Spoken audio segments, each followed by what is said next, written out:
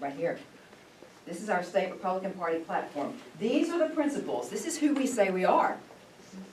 So how do you define a Republican? Not by what he or she says he is, but what they do. Talk is cheap. Politicians are notorious for lying. Our platform is very specific. There's no gray area.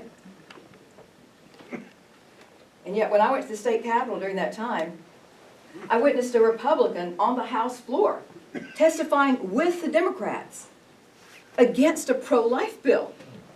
I couldn't believe it. Why didn't we censure that Republican? Why didn't our state party stand up and say, excuse me, but okay, what you just did, who do you think? This is what, number 2, the sanctity of life. Republicans believe in the sanctity of life. So, I stood alone. I did the unpopular thing. I made some establishment Republicans very angry with me. I even butted heads with Doyle Webb, who's just the nicest guy ever. But, Doyle and I are friends now. But, that was after I called for his resignation. You know, all is fair in love and war, right? But I wasn't afraid to stand alone and call out names. And in fact, if you don't believe me, the battle I went to go fight, if you will get on YouTube and type in Jan Morgan, Arkansas Times, testifying. When I couldn't get them to revert to the platform, I went into the committee, I think it was House Judiciary Committee, and I testified. And when I testified, I called them out.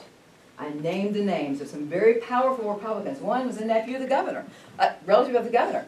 I named names. Sure. And not only did I name names, I did that thing that somebody on my campaign team told me, don't you do that. Don't be pointing at men. Men don't like it when you point at them. But I pointed at those 2 men and said, if you vote the wrong way, in my testimony, you vote the wrong way on this bill, I am going to come to your district and I'm going to become your worst nightmare. But tell the people how you voted. I'm going to expose you. One of the guys raised his hand, Mr. Chair, she's threatening us, she's threatening us. I said, no, sir, it is not a threat. It is a promise. It's a promise. I'm not afraid to stand alone. I'm not afraid to buck the system. I'm about doing the right thing. And that is what Senator Linda Collins Smith said to me. When I learned from her, I followed her around, I watched her, I listened to her. We had many conversations in the middle of the night. She said, Jan, just always do the right thing and you can face the people. Just do the right thing. The right thing, if you run as a Republican, is adhering to this Republican Party platform. It's very specific. If you do the right thing, which is adhering to this platform, listen, folks, when you run for office as a Republican, and we need to set our politicians straight here. You're not running based on your personal beliefs. If I personally disagree with any one of these policies, it's not about me personally. Remember, I'm not running to represent Jan. I'm running to represent the constituents in my district who voted for a Republican. This is like a contract. This is my contract with you. I will never, as your United States Senator, vote in conflict with the Republican Party platform, the Constitution, or the Bill of Rights. That is my pledge to you.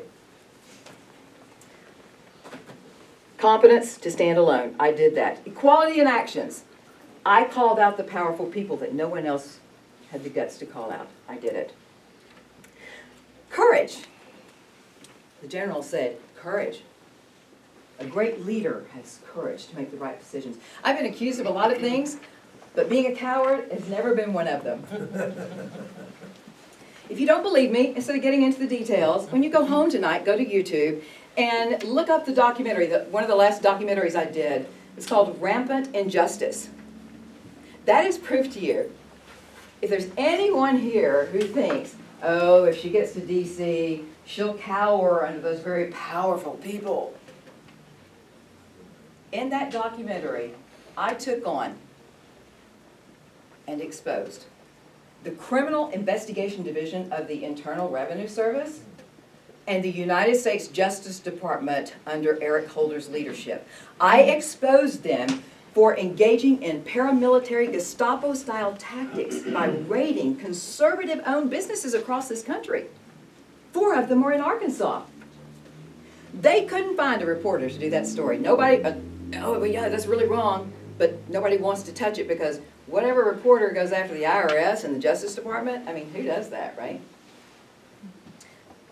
I did sit on it for a couple of months and think about what all was at stake. And I talked to my husband and I said, you realize if I do this? He said, I know. I said, have you crossed your T's and dotted your I's? Because they're gonna come after us. He said, go for it, baby.